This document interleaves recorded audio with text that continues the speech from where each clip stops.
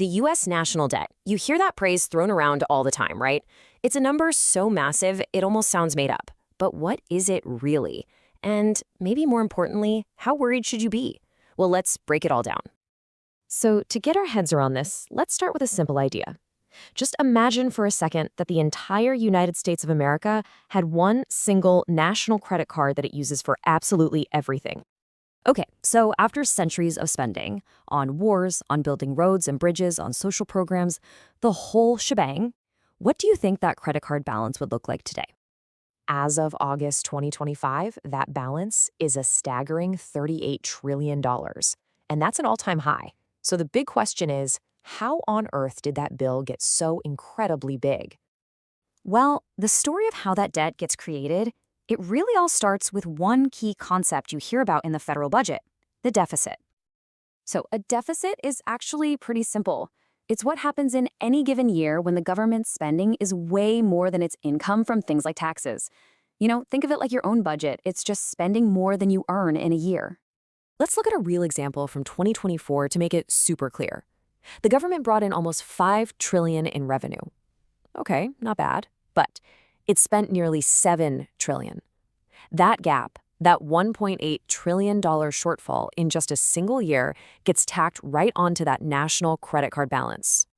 And this is not some rare thing. Not at all. In fact, the U.S. has run a budget deficit in 92 of the last 125 years. So when the government is consistently spending more than it brings in, well, it has to borrow money to cover the difference. So how does that borrowing even work? It's actually pretty straightforward. Basically, the U.S. Treasury issues what are kind of like official IOUs. They're called Treasury securities.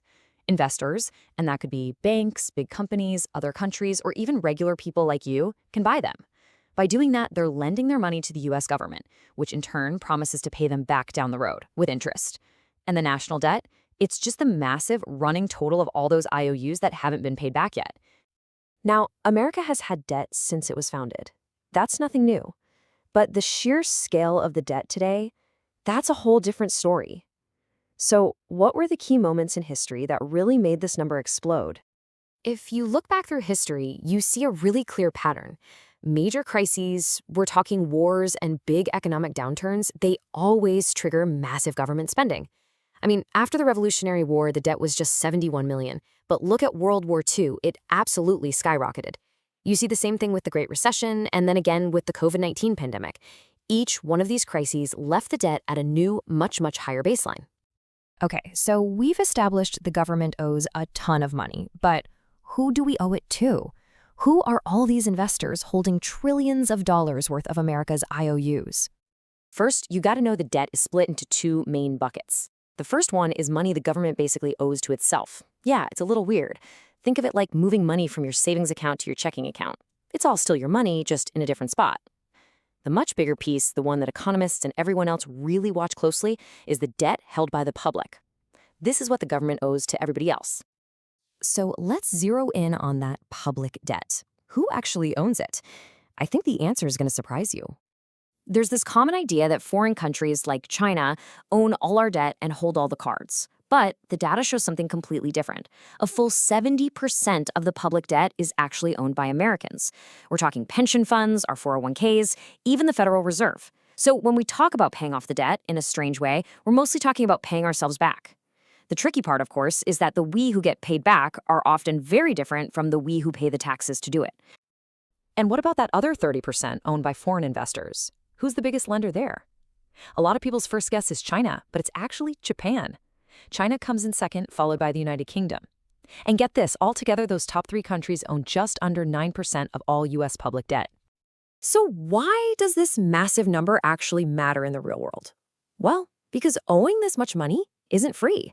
Just like with that credit card, the government has to pay interest on every single dollar it borrows. In 2024 alone, the interest payment on the national debt was $880 billion. Let that sink in. And that's not paying down the debt itself. That's just the fee, the cost of borrowing for that 1 year. To really put that number into perspective, that interest payment was the third largest expense in the entire federal budget. Think about that for a second. We spent more money just servicing our debt than we spent on Medicare, or on our entire national defense budget. Wow. Now, you'd think there's some kind of emergency brake for all this, right? Well, there is a mechanism that's supposed to control it. It's called the debt ceiling. It's a legal limit set by Congress on the total amount of money the government is allowed to borrow. But here's the thing. As the debt has kept growing and growing, Congress has had to step in again and again to stop the U.S. from being unable to pay its bills. In fact, since 1960, the debt ceiling has been raised or revised 78 times. It happens under both political parties, and it almost always leads to these really intense political showdowns. So all of this leads us to the final critical question, the one that economists and politicians are arguing about constantly. Is the debt actually too big? Is this a real problem? One of the best ways to answer that is to look at the debt to GDP ratio. This metric compares our public debt to the size of our entire economy. It's kind of like comparing your personal debt to your annual income. It gives you a sense of whether you can handle it. And as you can see, in 2024, our debt hit nearly 96% of our GDP. That is a huge jump from just 72% a decade earlier. And this brings us right to the core trade-off here. The more debt you have, the higher your interest payments are. And every single dollar that has to be spent on interest is a dollar that can't be spent on other things, like healthcare or infrastructure or education, or even tax cuts. It creates this vicious cycle where paying for old debt makes it even harder to pay for what we need today. So what's the end game? Is there a point where lenders just stop loaning America money? The honest truth is nobody knows for sure. As one analysis put it perfectly, the national debt is a danger, but like a good horror movie, you have no idea how scary it might be or when it might happen.